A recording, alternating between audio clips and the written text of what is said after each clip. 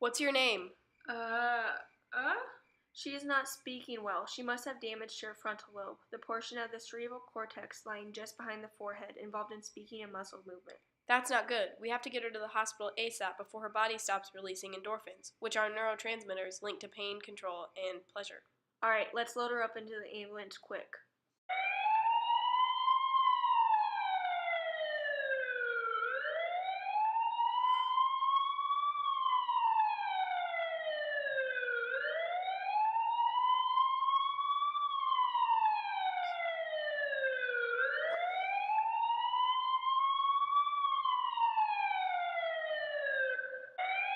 On my count. 1, 2, 3.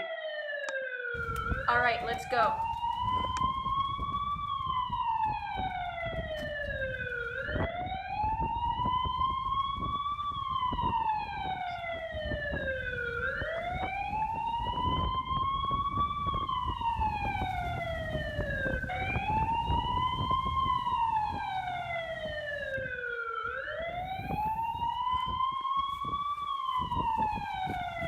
What happened?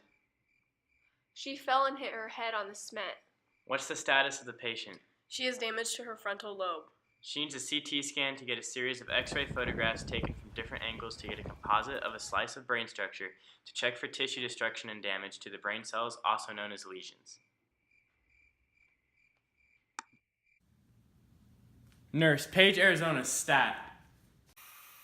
The CT showed the beginning where the spine swells as it enters the skull, also known as the brainstem. So her automatic survival functions are still intact? That's correct.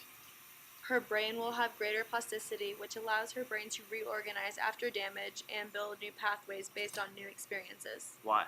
Because she is still young. Hopefully her brain will still be able to complete the process of neurogenesis, which is self-repairing of existing tissue that produces new neurons.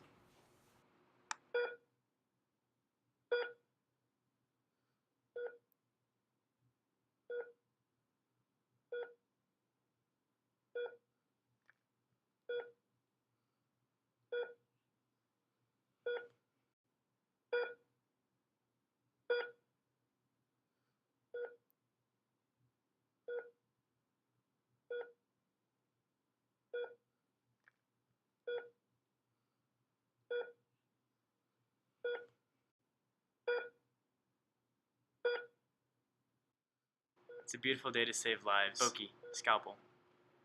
This is Kay Ada. She is 16 years old. She fell and hit her head. We already checked her frontal lobe. Now let's check her motor cortex behind the frontal lobe that controls voluntary movement. That looks intact as long as her blood continues to flow. Let me take a better look at her occipital lobe, which is at the back of the head, to make sure she can still receive information from the visual fields. To me, it looks good, but you are the neurosurgeon. Yeah, it looks like she's going to live a long, happy, normal life after the hard hit to her head. Luckily, we didn't have to sever the corpus callosum, the neural fibers that carry messages between the two hemispheres.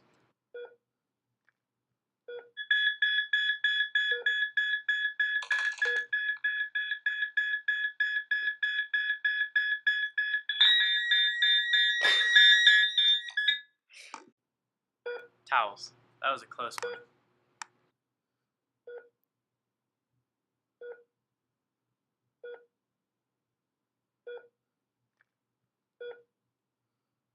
Oh, I meant to ask you, how's Mare? Good. She's with Christina. She got tested for Alzheimer's last night with Bailey's genome lab. Oh, I wonder if she's doing all right. Hey, Mare. Hey, Christina. What were you doing last night? I was getting my biochemical units of heredity that make up my chromosomes tested. So you got your genes tested? Yeah, in Dr. Bailey's genome lab, and there she was able to find my complete instructions made up of my genetic material in my chromosomes. So did she find anything? Yeah, I have 2 genetic markers for Alzheimer's. Are your acetylcholine neurotransmitters alright for now? Or are they already deteriorating because you are linked to Alzheimer's? No, for now my muscle action, learning, and memory are still intact. It is? Yes. Today is October 1st? Know your name? Yes. Kid Kelly? Do you have any family members? Yes. I have an identical sick twin sister who were split from the same egg and shared the same DNA. We were roommates. Alright, I'm going to test your reflexes, your simple automatic response to a sensory stimulus, okay? Okay. Ah! Oh my. Again. Oh. Okay, so this is the chart, and I'm gonna need you to watch her overnight to make sure that she's okay. So just page me if anything happens. Okay, thank you.